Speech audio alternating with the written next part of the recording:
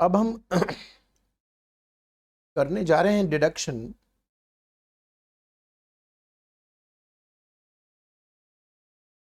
Under section 80D। इसकी एक खास बात सुनिए।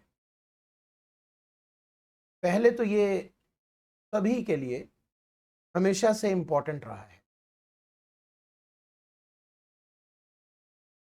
क्यों? क्योंकि इसकी कैलकुलेशन थोड़ी सी डिफिकल्ट है। इसके कैलकुलेशन थोड़ी सी डिफिकल्ट है। प्रैक्टिकल लाइफ में तो डिफिकल्ट नहीं है, क्योंकि प्रैक्टिकल लाइफ में सॉफ्टवेयर है। ऑनलाइन जब आप रिटर्न फाइल करते हो तो जो भी इंफॉर्मेशन है 80D के रिस्पेक्ट में वो डालेंगे, डिडक्शन वर्कआउट हो जाएगा। लेकिन एज ए स्टूडेंट अगर मैनुअली आप करना चाह रहे हैं, जानना चाह रहे हैं, तो वो थोड़ा सा ट्रिकी है। इसलिए एग्जाम ओरिएंटेड है ये सेक्शन 80D। डी से याद करवाता हूं मैं डॉक्टर, और डी से अगर आपने डॉक्टर याद कर लिया तो हेल्थ याद आ ही जाएगा। ठीक है, ये हेल्थ इंश्योरेंस के लिए है। ये है हेल्थ इंश्योरेंस के लिए। शुरुआत में जब ये बनाया गया था तो सिर्फ हेल्थ इंश्योरेंस के लिए बनाया गया था, लेकिन धीरे धीरे करके गवर्नमेंट ने इसे और भी चीजों के लिए अलाउ कर दिया। जैसे हेल्थ इंश्योरेंस के साथ साथ प्रिवेंटिव हेल्थ चेकअप स्कीम अगर आप लेते हो उसमें भी 80D का डिडक्शन मिल जाता है। अगर आप गवर्नमेंट एम्प्लॉय हो और CGHS में कंट्रीब्यूट करते हो अपने सैलरी में से, तो उस कंट्रीब्यूशन का भी 80D में डिडक्शन मिल जाता है। यहां तक कि सरकार ने अगर सीनियर सिटीजन के आप मेडिकल ट्रीटमेंट पे खर्च कर रहे हो, जनरल बीमारी, जो मैंने आपको DDB में बताया था स्पेसिफाइड डिजीज, वो तो वहीं के लिए हो गया। जनरल बीमारी पर अगर खर्च कर रहे हैं किसी सीनियर सिटीजन के लिए जिनका इंश्योरेंस नहीं है, देखिए जनरली सीनियर सिटीजन के लिए हेल्थ इंश्योरेंस मुश्किल हो जाता है। 60 साल के ऊपर होने पर आप बहुत ही रेयर कंपनी होगी जो हेल्थ इंश्योरेंस प्रोवाइड करती है, तो उनको तो हेल्थ इंश्योरेंस मिलता नहीं है। ऐसे सीनियर सिटीजन जिनका हेल्थ इंश्योरेंस नहीं हो पा रहा है, नहीं लिया है उन्होंने, उनके मेडिकल ट्रीटमेंट पे अगर आप खर्च कर रहे हैं, नॉर्मल ट्रीटमेंट है, मतलब जनरल इलाज के लिए, बुखार लगा, जुकाम हुआ, आप इलाज के लिए गए, OPD में पेमेंट किया, जांच करवाया, उस खर्चे का भी इस सेक्शन में डिडक्शन है। तो प्रैक्टिकल व्यू पॉइंट से भी बड़ा इंटरेस्टिंग है, समझने लायक है। स्टार्ट करते हैं, धीरे धीरे समझेंगे, क्योंकि इसके जब हम न्यूमेरिकल पॉइंट पर आएंगे थोड़ा कॉम्प्लिकेटेड हो जाएगा, तो पहले धीरे धीरे समझेंगे। पहली बात समझते हैं, ये डिडक्शन किसको मिलेगा। ये डिडक्शन इंडिविजुअल को मिलेगा और HUF को मिलेगा। इंडिविजुअल HUF, इंडिविजुअल HUF को मिलेगा। दूसरा यहां पर जो कंफ्यूजन हो सकता है कि इसका रेजिडेंट होना जरूरी है या ये नॉन रेजिडेंट भी चलेगा। आंसर है नॉन रेजिडेंट भी चलेगा। ठीक है, जहां पर हम यहां खर्चे की बात कर रहे हैं, ये इंडिविजुअल जो खर्चा करेगा, चाहे वो मेडिकल इंश्योरेंस कराए या प्रिवेंटिव हेल्थ चेकअप की स्कीम ले या मेडिकल ट्रीटमेंट पे खर्च करे, जो भी खर्चा करेगा वो किसके लिए कर सकता है? खुद के लिए, स्पाउस के लिए, अपने नालायक बच्चों के लिए, याद करने में सहूलियत हो इसलिए ऐसा बोलता हूं, डिपेंडेंट चिल्ड्रन के लिए, जो अभी भी डिपेंडेंट हैं माता पिता पर, उनके लिए। मतलब होंगे वो लायक, मैं नालायक नहीं बोल रहा, लेकिन पैसे के व्यू पॉइंट से अभी भी करेक्ट। और पिताजी, माताजी, यहां देखेंगे भाई बहन शामिल नहीं है। तो हो सकता है एग्जाम में ऐसा क्वेश्चन आए कि राम के ब्रदर के लिए राम ने मेडिकल इंश्योरेंस लिया, हेल्थ इंश्योरेंस लिया, और ब्रदर राम पर डिपेंडेंट है, ऐसा डालेंगे वो डिपेंडेंट है, थोड़ा फील देंगे, डिपेंडेंट है, देख लो, कहना नहीं, dependent children, brother sister mention नहीं है। राम खुद के लिए 80D में खर्च कर सकता है, अपने स्पाउस के लिए। स्पाउस डिपेंडेंट होनी चाहिए या इंडिपेंडेंट, कहीं कुछ नहीं लिखा है, तो डिपेंडेंट हो इंडिपेंडेंट हो दोनों सिचुएशन में चलेगा। डिपेंडेंट चिल्ड्रन होना चाहिए, यहां पर गौर करिएगा, एग्जामिनर कंफ्यूज कर सकता है। यहां पर चिल्ड्रन मैंने लिखा है, चाहे ये फिर मैरिड हो अनमैरिड हो, डिपेंडेंट अगर है तो 80D में आ सकते हैं, मैरिड अनमैरिड दोनों आ सकते हैं, माइनर मेजर दोनों आ सकते हैं। अब आते हैं नेक्स्ट, पिताजी माताजी डिपेंडेंट होने चाहिए या इंडिपेंडेंट। किसी भी सिचुएशन में पिताजी और माताजी के हेल्थ का ध्यान आपको रखना है, इसलिए गवर्नमेंट ने अलाउ कर रखा है कि पिताजी माताजी डिपेंडेंट हो तो भी और इंडिपेंडेंट हो तो भी 80D में आ सकते हैं। HUF किसके लिए ये खर्च कर सकता है? एनी फैमिली मेंबर, अपने किसी भी फैमिली मेंबर के लिए खर्च कर सकता है। बताइए यहां तक क्लियर हो गया?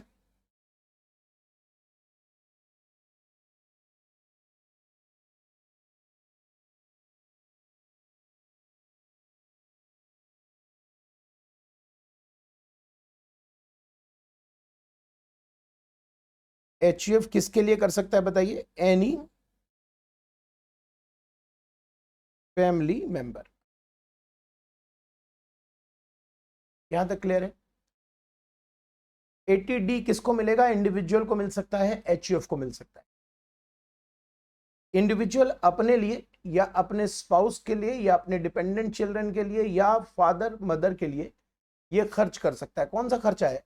हेल्थ इंश्योरेंस है। फिलहाल तो मैं आपको हेल्थ इंश्योरेंस बता रहा हूं, धीरे धीरे आगे कवर करेंगे। सबसे पहले मैं इंडिविजुअल को कवर करने जा रहा हूं। इंडिविजुअल को सबसे पहले मैं इंडिविजुअल कवर करने जा रहा हूं। क्लियर है? इंडिविजुअल को लेना है 80D का डिडक्शन। इंडिविजुअल को 80D का डिडक्शन लेना है, तो यहां पर खर्चा कौन सा करना है? एलिजिबल एक्सपेंस या एलिजिबल पेमेंट, कौन सा खर्चा करना है? सबसे पहले एक ऑप्शन है उनके पास, हेल्थ इंश्योरेंस।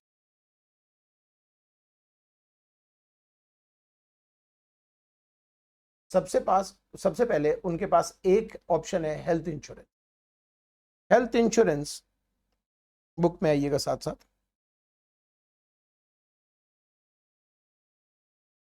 ये देखिए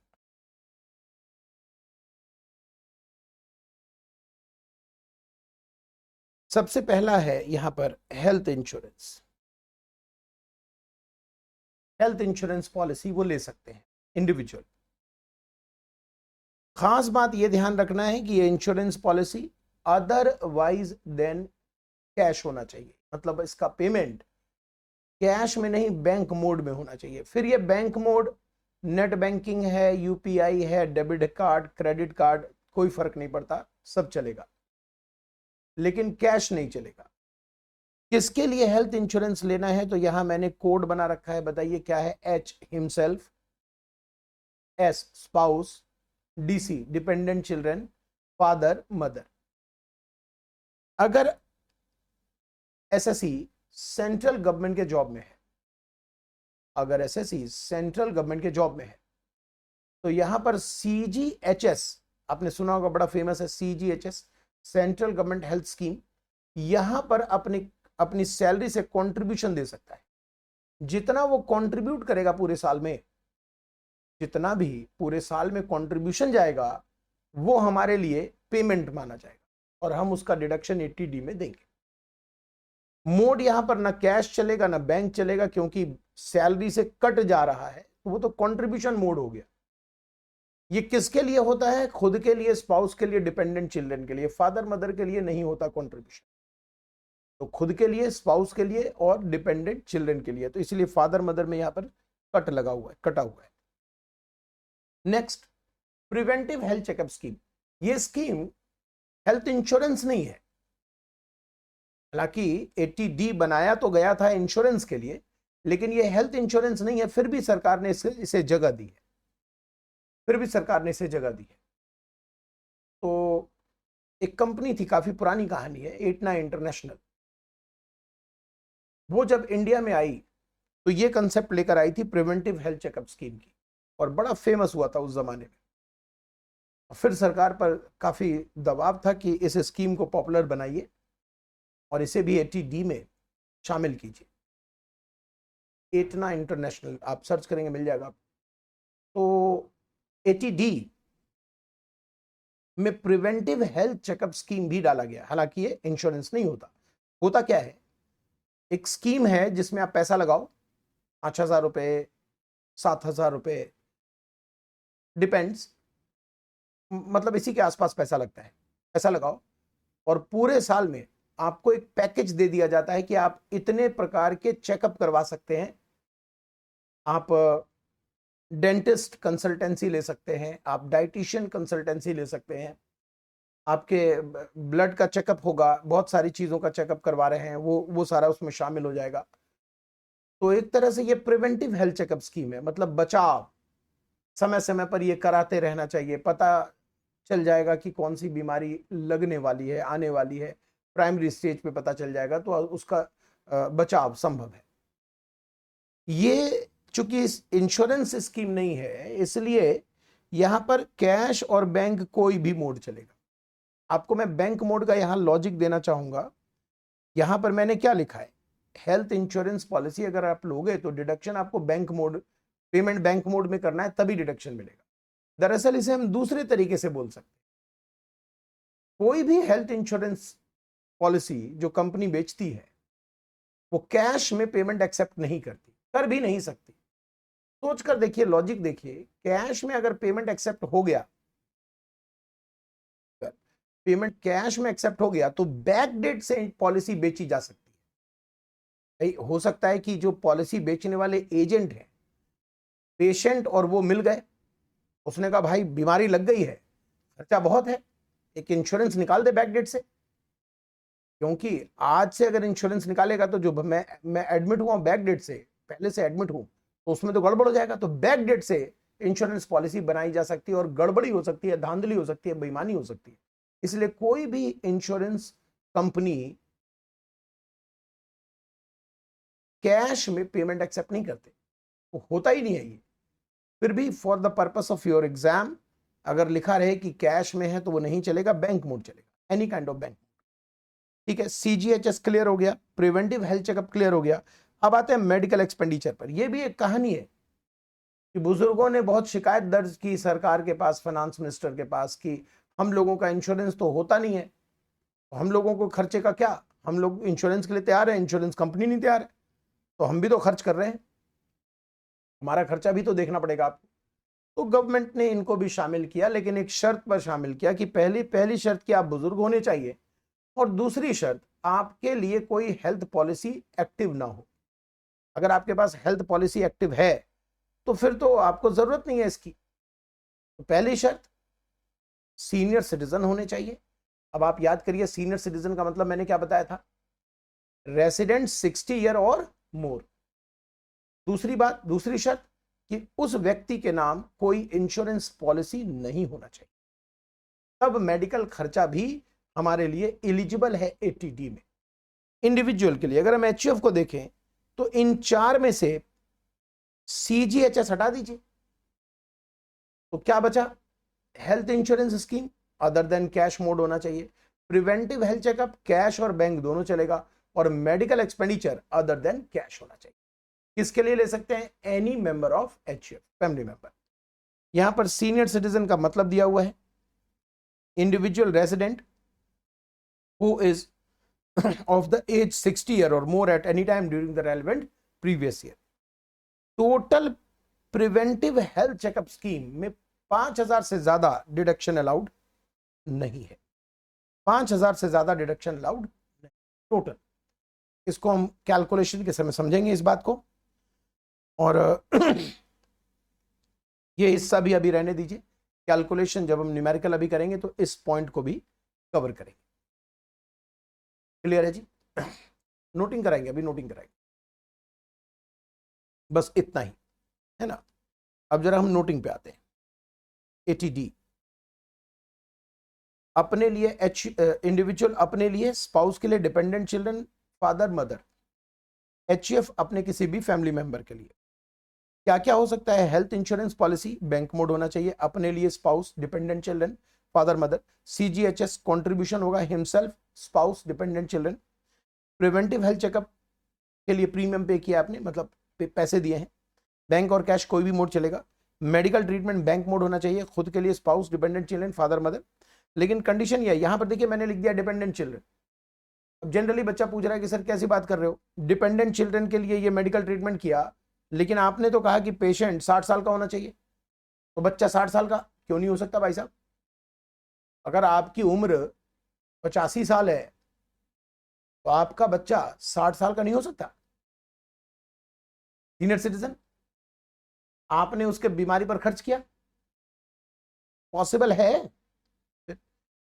तो इसलिए पॉसिबिलिटी है तो सब कुछ लिख के चलना पड़ेगा। याद रखिएगा, चौथे नंबर में डिडक्शन आपको तब मिलेगा जब पेशेंट सीनियर सिटीजन हो और उसके नाम कोई इंश्योरेंस पॉलिसी ना हो। न्यूमेरिकल करते समय बड़ा काम आएगा ये इंश्योरेंस पॉलिसी। चलिए मैं यूं ही एक बात पूछता हूं, प्रिवेंटिव हेल्थ चेकअप स्कीम मैंने लिया है, ठीक है, डिडक्शन मिलेगा, अग्री, वो ठीक है, डिडक्शन मिलेगा, ठीक है। प्रिवेंटिव हेल्थ चेकअप स्कीम मैंने लिया, ठीक है। मुझे बताइए, क्या ये इंश्योरेंस पॉलिसी है? क्या ये इंश्योरेंस पॉलिसी है? ही है, समझिए, ये इंश्योरेंस पॉलिसी नहीं है, it is not insurance policy. सही बोला ना, ये कोई इंश्योरेंस पॉलिसी नहीं है। प्रिवेंटिव हेल्थ चेकअप स्कीम अलग चीज है। इंश्योरेंस पॉलिसी किसे कहते हैं? जहां रिस्क बियर किया जा रहा है, बीमार पड़ गए, खर्चा हो गया, तो इंश्योरेंस कंपनी बियर कर रही है। प्रिवेंटिव हेल्थ चेकअप स्कीम में क्या है, आपने पैसे दिए और वो पैकेज आपको मिल गया, उस पैकेज में ये इतनी सारी जांच करवा सकते हैं आप फ्री ऑफ कॉस्ट, तो वो तो आपको कराना ही है, उसमें कोई रिस्क बियरिंग स्कीम नहीं है। ये क्यों मैंने पूछा? न्यूमेरिकल करते समय। यहां तक क्लियर है? नोटिंग करा देंगे। अभी सुनिए, डिडक्शन कितना मिलेगा, ये कॉम्प्लिकेटेड पार्ट है। अमाउंट ऑफ डिडक्शन, ये कॉम्प्लिकेटेड पार्ट है। देखिए,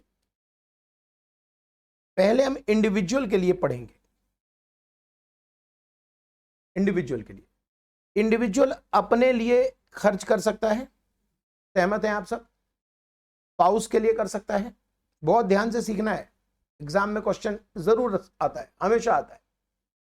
खुद के लिए, स्पाउस के लिए, डिपेंडेंट चिल्ड्रन के लिए, पिताजी और माताजी के लिए, इतने लोगों के लिए वो मतलब हेल्थ इंश्योरेंस पॉलिसी ले सकता है, प्रिवेंटिव हेल्थ चेकअप स्कीम ले सकता है, मेडिकल ट्रीटमेंट करवा सकता है, CGHS में डिपॉजिट करवा सकता है। ये तो क्लियर हो गया। यहां पर डिडक्शन कैलकुलेट करने के लिए हम दो ग्रुप बनाएंगे। पहले ग्रुप में ये 3 लोग और दूसरे ग्रुप में ये 2 लोग। सरकार ने डिडक्शन में पिता माता को अलग से बेनिफिट दिया है डिडक्शन का, तो पिता माता के लिए ये अलग से एक बॉक्स बन जाएगा। इसे मैं ग्रुप वाइज बात करूंगा कि ग्रुप ए और ग्रुप बी। अब जितने भी एलिजिबल खर्चे हैं, चाहे हेल्थ इंश्योरेंस पॉलिसी लियो, CGHS हो, प्रिवेंटिव हेल्थ चेकअप हो, मेडिकल ट्रीटमेंट हो, जो भी आपको एलिजिबल लग रहा है खर्चा, वो खर्चा आप डब्बे में भर दीजिए। लेकिन जो एलिजिबल नहीं है, इसमें सिर्फ खर्चा किसका आएगा? खुद का, स्पाउस का और डिपेंडेंट चिल्ड्रन का। दूसरे डब्बे में खर्चा किसका आएगा? पिताजी और माताजी का। भाई बहन है, खर्चा कहीं नहीं आएगा। तो जो भी आपने खर्चा किया है, कौन से खर्चे, जैसे मेडिकल इंश्योरेंस कराया है, मेडिकल ट्रीटमेंट पे, तभी आप इस डब्बे में लिखना, मेडिकल ट्रीटमेंट तभी इस डब्बे में लिखना जब वो एलिजिबल हो। और एलिजिबल का मतलब है पेशेंट सीनियर सिटीजन होना चाहिए, खर्चा बैंक मोड में होना चाहिए, और पेशेंट के नाम कोई भी इंश्योरेंस पॉलिसी नहीं होनी चाहिए। उसी तरह प्रिवेंटिव हेल्थ चेकअप, भी इस डब्बे में आता है। Health insurance policy bank mode होगा तभी इस डब्बे में आएगा। अपने लिए आए, राम अपने लिए, पत्नी के लिए और डिपेंडेंट चिल्ड्रन के लिए लेगा तभी आएगा इस डब्बे में, पिता माता के लिए इस डब्बे में। तो जो भी एलिजिबल है वो उस डब्बे में आपको भरना है, ठीक है। और 25,000 विच एवर इज लोअर, इस डब्बे को भी अलग से आप कंपेयर करिए, 25,000 विच एवर इज लोअर।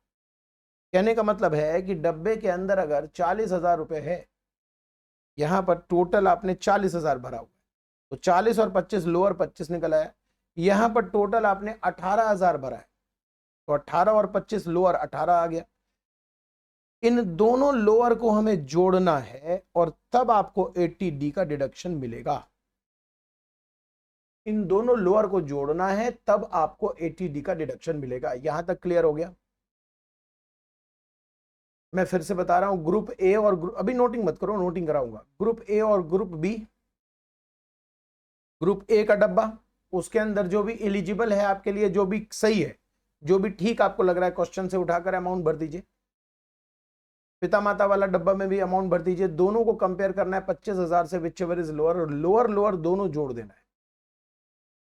ऊपर से जो निकल के आए ग्रुप ए का डब्बा, जो लोअर निकल के आया, ग्रुप बी में जो लोअर निकल के आया, दोनों जोड़ देना है। दोनों को मिलाकर डिडक्शन है 80D का, ठीक है।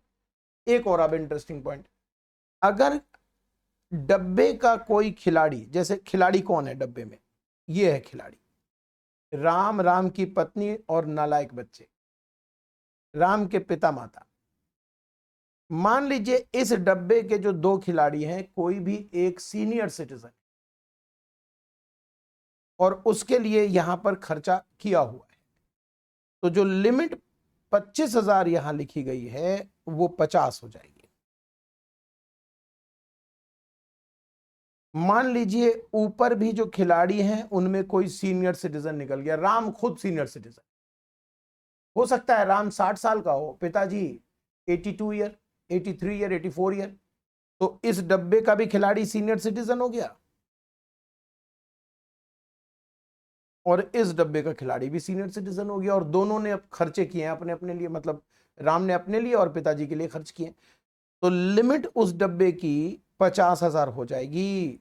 जिस डब्बे में सीनियर सिटीजन आ गया, लिमिट 50,000 की हो जाएगी 25 की जगह। तो क्या दोनों डब्बों में 50-50 हो जाएगी? नहीं, हो सकता है ग्रुप ए 50 हो जाए, ग्रुप बी 50 हो जाए, हो सकता है ग्रुप ए 50 ना हो, ग्रुप बी 50 हो जाए। लेकिन यह बात तो पक्की है कि अगर ग्रुप ए की लिमिट 50 हो गई, बताइए ग्रुप बी की लिमिट अपने आप 50 हो जानी चाहिए कि नहीं? बेटा सीनियर सिटीजन है तो पिताजी, ठीक है। अच्छा, यहां तक क्लियर हो रहा है? धीरे धीरे हम चल रहे हैं, कॉम्प्लिकेटेड पार्ट अभी बचा हुआ है। हाँ जी, हाँ, तो बताइए यहां तक क्लियर हो गया? तभी तो आराम आराम से कर रहे हैं। Group A, group B, question के साथ और क्लियर होगा। लिमिट भी समझ आ गई आपको, 50 कब लगानी है, 25 कब लगानी है। अब एक परेशानी है, वो एक नोट हमने छोड़ दिया था, नोट नंबर 2। नोट नंबर 2 कहता है कि जो प्रिवेंटिव हेल्थ चेकअप है वो दोनों में से, दोनों group, group A group B, कोई भी ग्रुप में मैक्सिमम 5,000 लिख सकते हैं। ग्रुप ए में मैक्सिमम 5, ग्रुप बी में मैक्सिमम 5, ऐसा नहीं, ग्रुप ए बी मिलाकर अग्रीगेट मैक्सिमम 5,000 ही प्रिवेंटिव हेल्थ चेकअप के लिए आप एलिजिबल बना सकते हो। 80D में प्रिवेंटिव हेल्थ चेकअप स्कीम आनी ही नहीं चाहिए थी लॉजिकली, क्योंकि यह हेल्थ इंश्योरेंस के लिए बनाया गया था। मजबूरन मैंने आपको बताया कि सरकार को यह डालना पड़ा, तो सरकार ने भी इस बात पर ध्यान रखा कि हद से ज्यादा ना चला जाए, मात्र 5,000 रुपए, वो भी दोनों ग्रुप में मिलाकर, ठीक है। तो यहां पर प्रिवेंटिव हेल्थ चेकअप है मान लीजिए, और ये भी प्रिवेंटिव हेल्थ चेकअप है, तो कहने का अर्थ है कि ये और ये दोनों मिलाकर 5,000 से ज्यादा नहीं होना चाहिए डब्बे के अंदर, कैलकुलेशन मतलब कंपैरिजन करने से पहले। कॉम्प्लिकेटेड सा हो गया सर,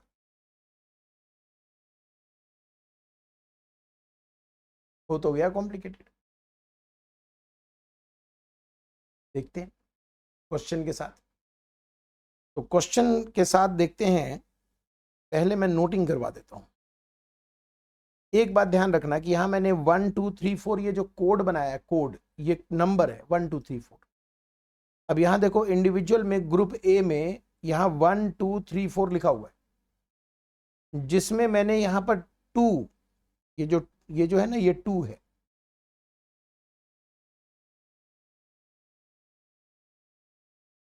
जिसके लिए स्टार बना हुआ है वो 2 है, और स्टार में लिखा हुआ है ये किसके लिए है? Preventive health checkup scheme. तो डब्बे के अंदर 1 2 4 प्रिवेंटिव हेल्थ चेकअप 2 में है या 3 में? देखना 3 में है ना, 2 में नहीं है, सॉरी, ये 3 है।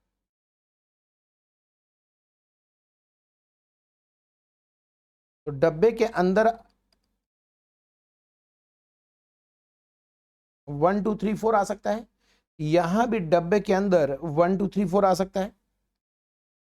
डब्बे के अंदर 1 2 2 नहीं आ सकता। क्यों नहीं आ सकता? क्योंकि ये जो सेंट्रल गवर्नमेंट हेल्थ स्कीम है वहां पर पिता माता के लिए ऑप्शन अवेलेबल नहीं है, तो इसलिए यहां पर पिता माता में 1 3 4 आ सकता है, और इस वाले में 1 2 3 4 आ सकता है।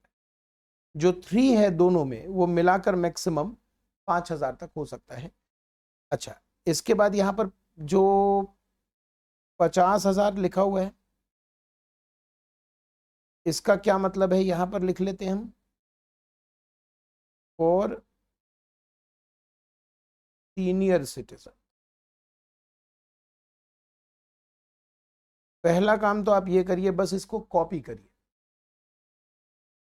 क्वेश्चन के साथ कॉम्प्लिकेटेड पार्ट डिस्कस हो जाएगा।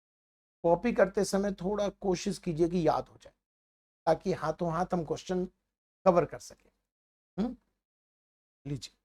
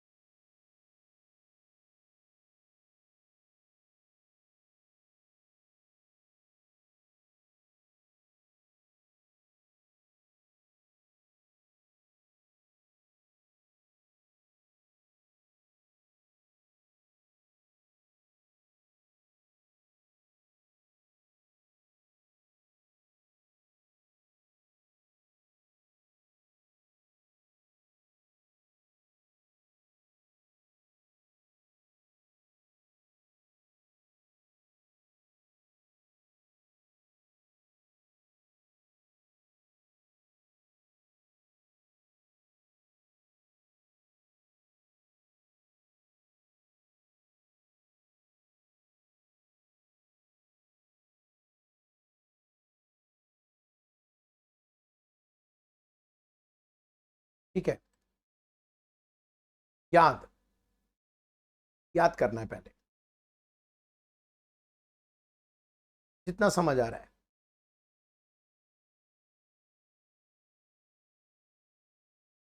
अब एक क्वेश्चन कर रहे हैं, एग्जाम्पल नंबर, आप नोट मत कीजिए, नोट करा दूंगा। लास्ट क्लास तक हमने किया था एग्जाम्पल 4 कर लिया था, एग्जाम्पल 5 होगा,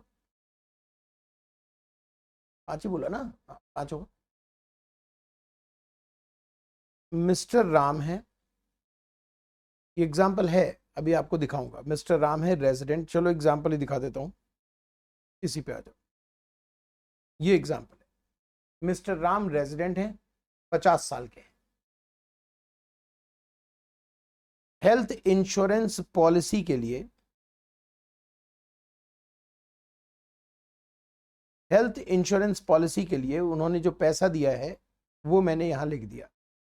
अपने लिए 9,000 रुपए दिया है, वाइफ जो इंडिपेंडेंट है उनके लिए 6,000 दिया है, डॉटर इंडिपेंडेंट है उनके लिए 2,000 दिया है, 2,000 है ये।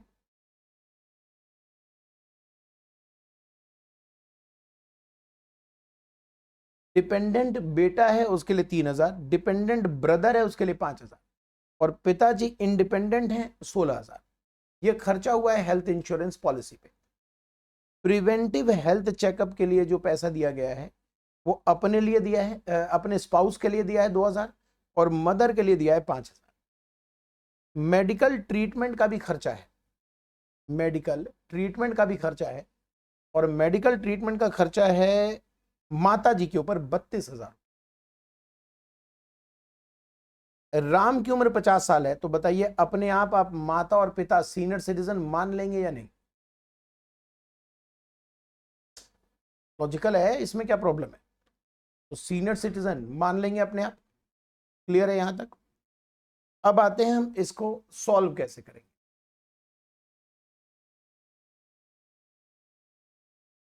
आंसर कॉपी करवाएंगे, पहले मेरी बात सुनिए। जब भी 80D का क्वेश्चन आए तो आप ग्रुप ए या ग्रुप 1 बोल दो और ग्रुप बी बना लीजिए।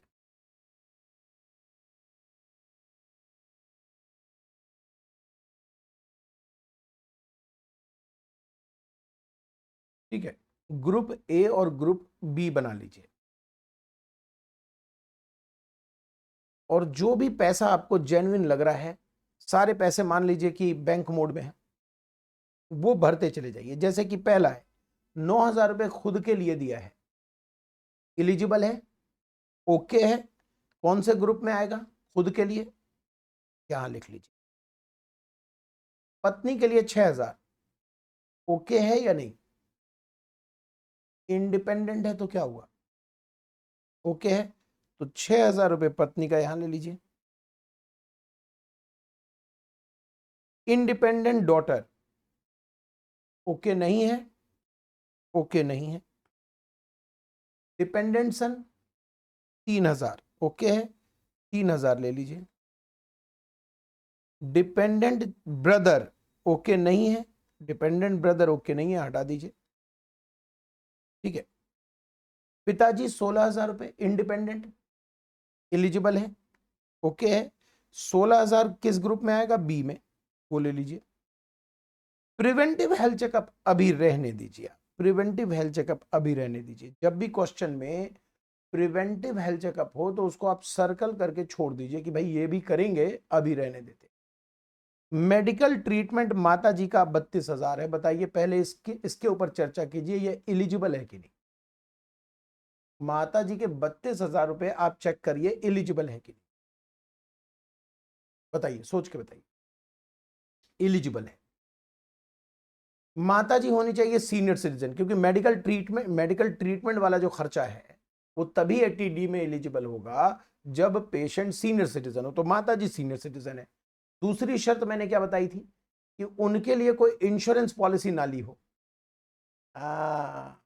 इसीलिए मैं उस समय बोल रहा था कि प्रिवेंटिव हेल्थ चेकअप स्कीम कहीं से भी इंश्योरेंस पॉलिसी है ही नहीं, तो माता जी के लिए अगर प्रिवेंटिव हेल्थ चेकअप लिया है तो ठीक है, इंश्योरेंस पॉलिसी नहीं है ये नहीं है इंश्योरेंस पॉलिसी। तो मेडिकल ट्रीटमेंट का खर्चा माता जी का एलिजिबल बन गया। डब्बा कौन सा आएगा, ग्रुप कौन सा है? माता जी पिताजी बी ग्रुप में है ना।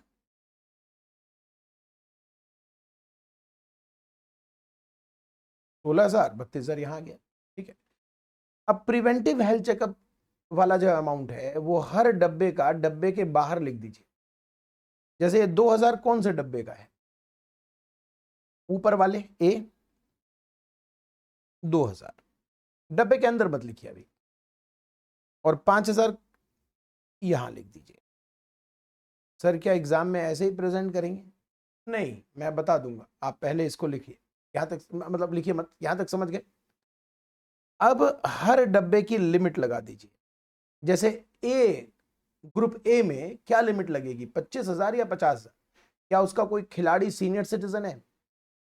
राम, राम की पत्नी और राम के नालायक बच्चे, इनमें कोई भी सीनियर सिटीजन है? नहीं। तो लिमिट क्या रह गई, 25,000। पिता माता में कोई भी सीनियर सिटीजन है? दोनों सीनियर सिटीजन है सर, तो लिमिट क्या बन गई, 50,000। अब हमें कंपेयर करके लोअर लेना है, ये तो हम जानते हैं। इसमें कंपेयर करके लोअर लेना है, ये तो हम जानते हैं। ठीक है,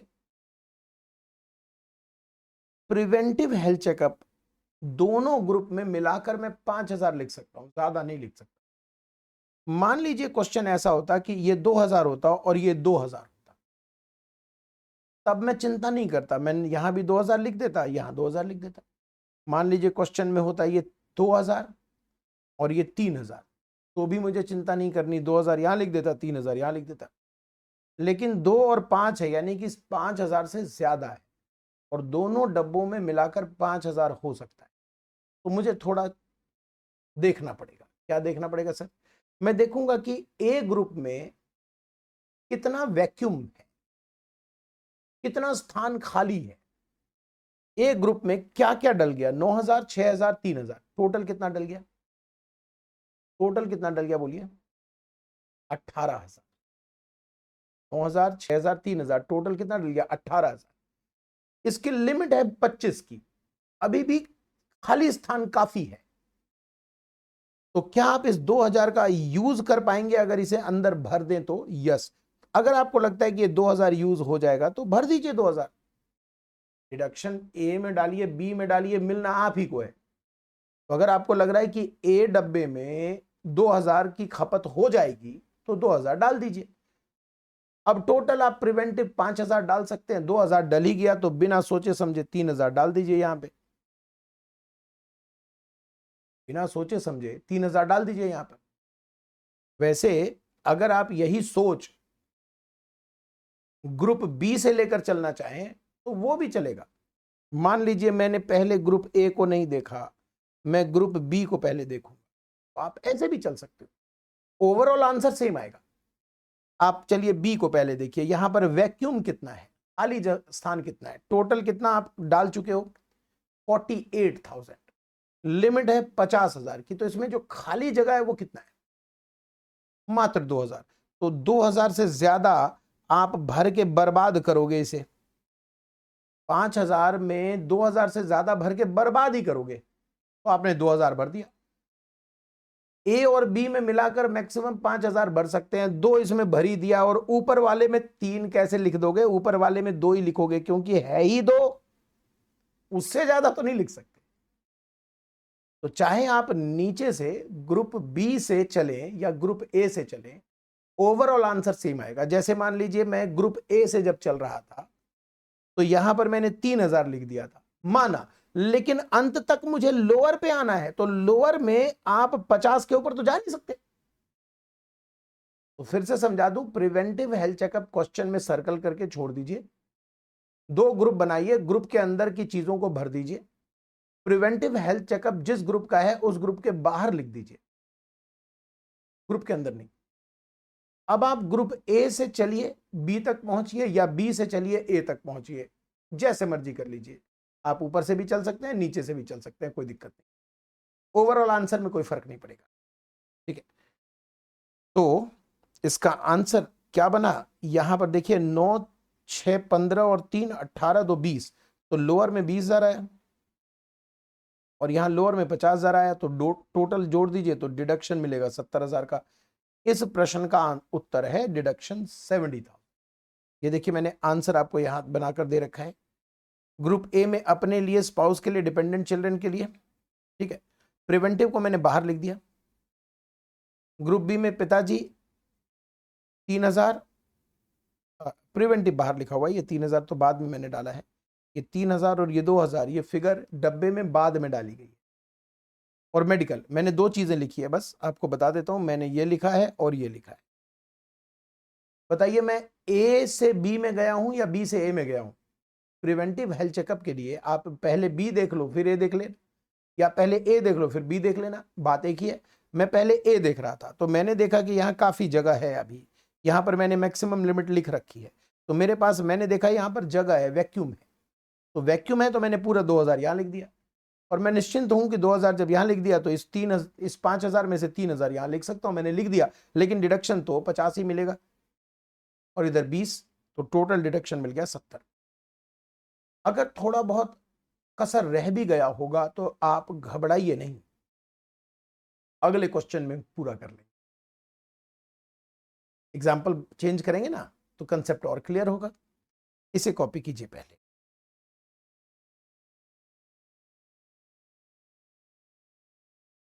नहीं नहीं, इस हिस्से को क्यों कॉपी करोगे, नीचे आंसर में आना ना सीधा। अच्छा ठीक है, मैं छोड़ देता हूं, लो करो।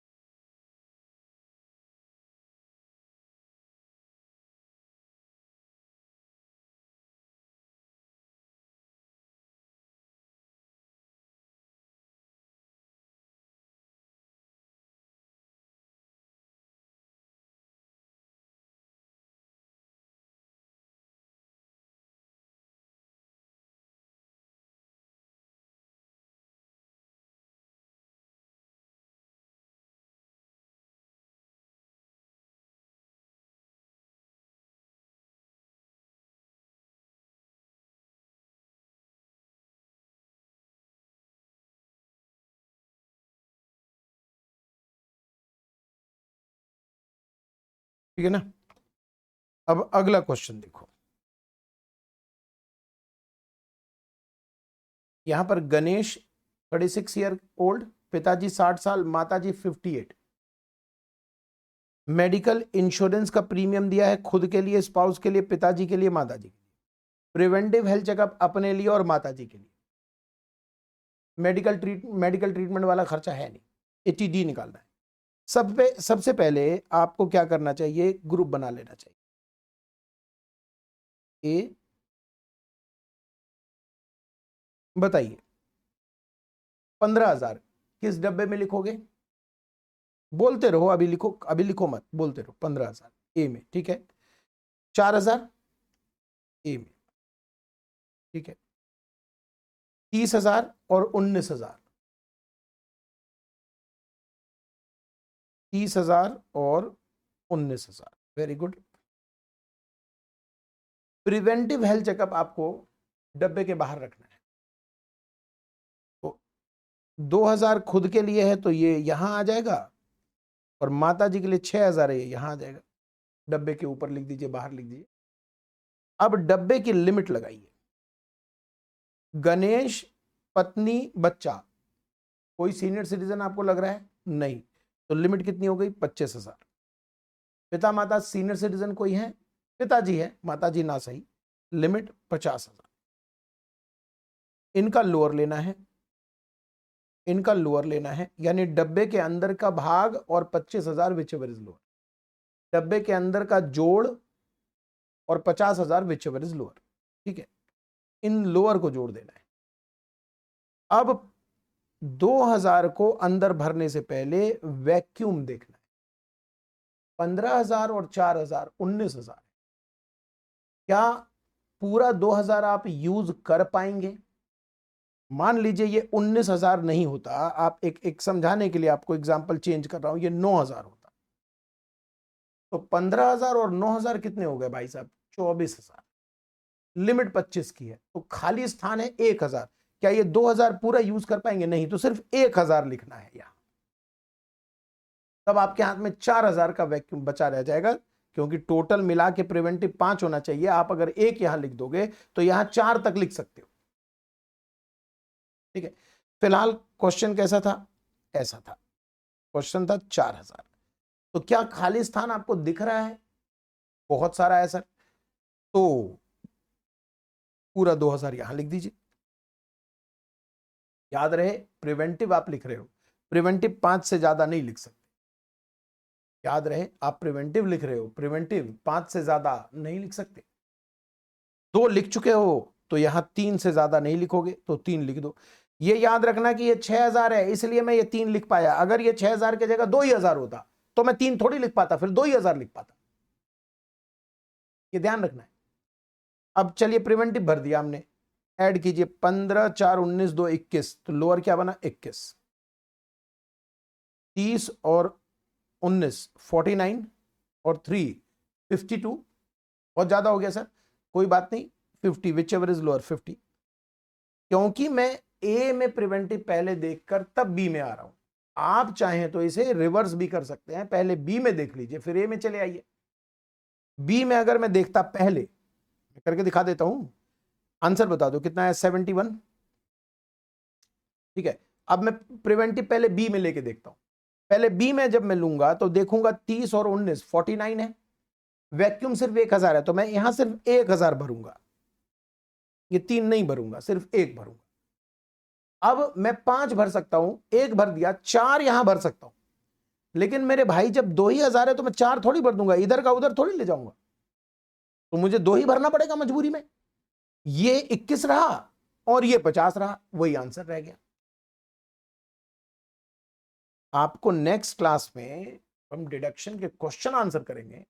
80D में बहुत अच्छे अच्छे कॉम्प्लिकेटेड क्वेश्चन कवर करेंगे। एग्जाम्पल भी कर ही रहे हैं आज हम, हाँ बिल्कुल कर रहे हैं। चलिए, तो इसका आंसर देखिए, इस तरह से मैंने बना के दिया है आपका। Group A, group B, preventive बाहर रख के फिर अंदर ले गए हैं। पहले ए ग्रुप में प्रिवेंटिव देखा था, फिर बी में देखा है। आंसर कॉपी कीजिए।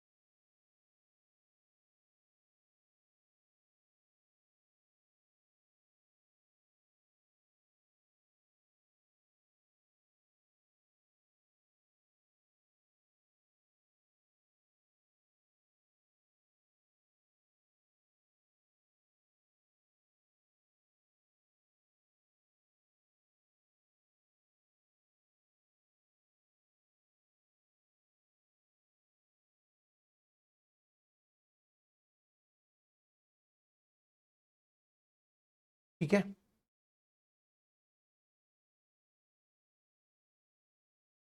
छठा, मैं इसी में एक और करवा देता हूं, ऐसे ये ऐसे करवा देता। क्वेश्चन नंबर 7, इसी में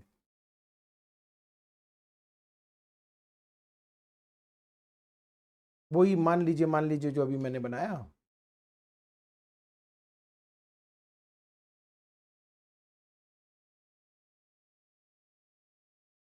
राम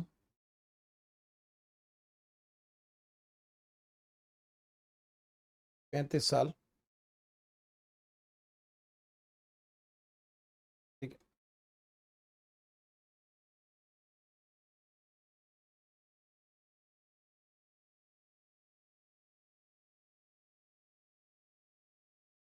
राम एसएससी है,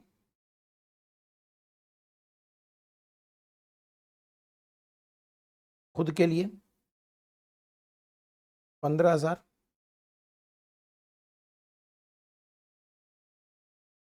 वाइफ के लिए 9,000,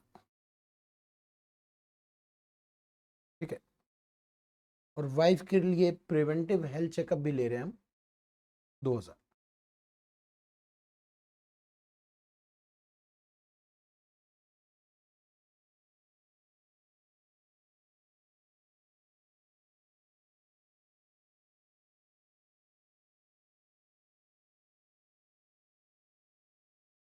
तीस हजार,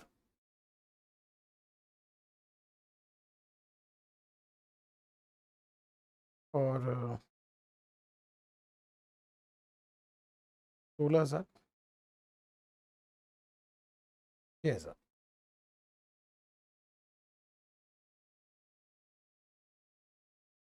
17 कर लो, 17, ठीक है। 6,000 प्रिवेंटिव हेल्थ चेकअप पिताजी के लिए है और वाइफ के लिए है। डिडक्शन,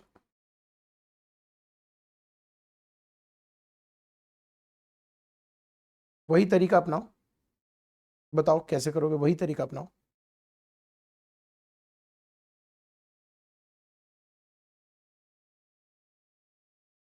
ग्रुप ए और ग्रुप बी।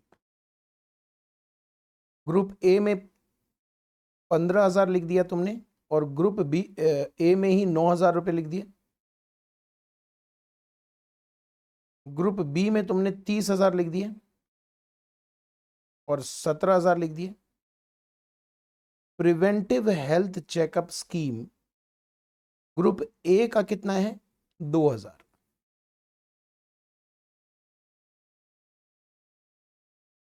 और preventive health checkup scheme group B का है 6,000। हम कितना लिखें, ये मुद्दा है। प्रिवेंटिव कितना लिखें, लिखने से पहले हमें उस ग्रुप में लिमिट चेक करनी पड़ेगी, मैक्सिमम लिमिट। ग्रुप ए के लिमिट 25,000 है और बी के लिमिट 50,000। अग्री हो आप, अग्री हो? ये लो,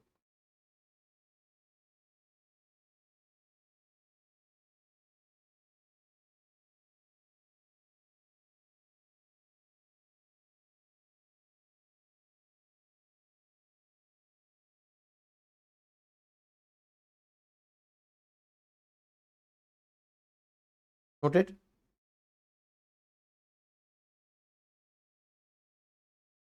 ठीक है, ये लो, जिन्होंने कर लिया नोट वो एक बार ये दिमाग लगाएं, ए में कितना भरना है, बी में कितना भरना। बताओ, नहीं बोलो, बोलो नहीं, सोचो सोचो।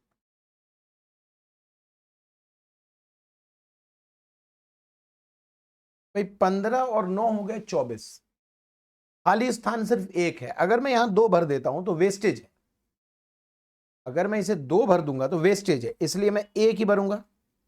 शुरू मैंने जहां से किया है वहां मुझे यह चीज देखनी होती है। मैं ए ग्रुप से शुरू कर सकता हूं या बी ग्रुप से शुरू कर सकता हूं, बात एक ही पड़ेगी। मैंने ए ग्रुप से शुरू किया तो मुझे वैक्यूम देखना है कि वेस्टेज ना हो, तो मैंने 1,000 इस्तेमाल किया बचाकर, कंजूसी से। क्योंकि मुझे प्रिवेंटिव हेल्थ चेकअप दोनों ग्रुप में 5 से ज्यादा नहीं मिलेगा, तो मैं कम से कम देख रहा हूं कि कितना खपत हो सकता है। एक मैंने यूज कर लिया। अब 5 में से 4 बचा हुआ है, मैं 4 बिना सोचे समझे यहां लिख सकता हूं, भले ही ओवरऑल 4 फायदेमंद नहीं रहेगा क्योंकि 30 और 17 हो गए 47, सिर्फ 3000 ही खाली स्थान है, लेकिन कोई बात नहीं, मैं 4 यूज कर लूंगा। ठीक है, वो यूज नहीं होगा, आंसर 50,000 ही आएगा, विच एवर इज लोअर। और यहां आंसर कितना आ जाएगा? 25,000। तो टोटल 75,000 का डिडक्शन है। अगर आप बी को पहले देखेंगे तो मैं यहां बी में फिर 4 नहीं लिखता, मैं 3 लिखता। 6,000 है, 3 लिखता। फिर कितने बच गए? 2। मैं पूरा बिना सोचे समझे, यहां पर 2 दिख रहा था मुझे, मैं 2 लिख देता। सर वही आना है, आंसर थोड़ा ना बदलेगा। टोटल कितना हो गया? 75,000। एक एमसीक्यू सॉल्व करिए। Maximum possibility of deduction amount under section 80D। Maximum possibility, maximum to maximum जो सोच सकते हो वो सोच लो, और बताओ maximum possibility deduction amount under section 80D क्या हो सकता है? I guess ₹1 lakh. राम भी सीनियर सिटीजन है, पिताजी भी सीनियर सिटीजन है। दोनों डब्बों में जो आप लिमिट लगाओगे वो लिमिट कितनी हो जाएगी? 50-50 की। यस और नो? दोनों डब्बों में जो आप लिमिट लगाओगे वो लिमिट कितनी हो जाएगी? 50-50 की। सोच के देखो। और मैक्सिमम पॉसिबिलिटी 1 लाख। नोटेड। एक आखिरी हिस्सा रह गया है, नोट नंबर 3। कभी कभी इंश्योरेंस कंपनी 2 साल 3 साल का एक साथ भुगतान करने पर डिस्काउंट दे देती है, और इस लालच में एसएससी इस लालच में एक बार में पेमेंट कर देता है। फिर से समझिए एग्जाम्पल के थ्रू। एनुअल प्रीमियम है हेल्थ इंश्योरेंस का 28,000। Annual premium ₹28,000 for health insurance. SSC ने लमसम अमाउंट पे किया है 3 वर्षों के लिए और 20% डिस्काउंट पाया। इसका मतलब यह हुआ कि एसएससी ने 28,000 प्रति वर्ष के हिसाब से 84,000 बनना चाहिए। 84,000 बनना चाहिए। 20% डिस्काउंट मिल गया उसे, तो उसने कितना पे कर दिया? 67,200। कब पे किया? 2021 में। अब यहां पर समस्या देखिएगा, एक वर्ष में उन्होंने 67,200 पे कर दिया, तो 2021 में अगर हम डिडक्शन निकालेंगे तो 67,200 और 25,000, मान लीजिए कि सीनियर सिटीजन का मैटर नहीं है, तो 25,000 विच एवर इज लोअर, 25,000 मिल गया। 22-23 में यानी अगले साल चूंकि पेमेंट किया नहीं तो डिडक्शन 0, और उसके बाद डिडक्शन 0। इसका मतलब कि प्रीमियम है तो 3 वर्षों के लिए, लेकिन डिडक्शन सिर्फ 1 वर्ष में मिल रहा है, और वो भी 25,000, क्योंकि लिमिट से ज्यादा नहीं दे सकते।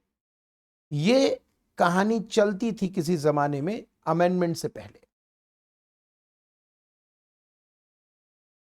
अमेंडमेंट क्या कहता है? अमेंडमेंट क्या कहता है, पढ़िए एक बार, नोट पढ़िए। Where the eligible amount is paid in lump sum in a previous year for more than 1 year, then there shall be allowed for each of the relevant previous year deduction equal to appropriate fraction। आप उसे divide कर दीजिए 3 वर्षों के लिए। इस note का interpretation क्या होगा कि टोटल तो आपने 20-21 में ये अमाउंट पे किया है, लेकिन हम इसे 3 वर्षों के लिए मानेंगे और 3 वर्षों में उसे डिवाइड करेंगे इक्वली, तो आएगा 22,400 मैक्सिमम लिमिट 25,000 है, विच एवर इज लोअर 22,400, 22,400, 22,400। तो बताइए पहले क्या हुआ करता था, ये अमेंडमेंट काफी पुराना है, बहुत पुराना है, 6-7 साल पुराना है। उससे पहले ये दिक्कत आती थी। पहले क्या होता था कि अगर एक बार पेमेंट किया तो एक ही साल डिडक्शन मिला, बाकी बेकार हो गया। वैसे ये पेमेंट तो मोर देन 1 ईयर के लिए है, तो जब भी मोर देन 1 ईयर के लिए आप पे करोगे एक बार में, तो उसे आप डिवाइड कर लेना जितने वर्षों के लिए आप पे कर रहे हो, और हर वर्ष उसका उपयोग आप कर सकते हो। क्लियर है? आज हैवी डिडक्शन कराया ना, अब नहीं कराऊंगा। ऐसे हमारे एजेंडा में तो है एक और डिडक्शन। चलो, डन।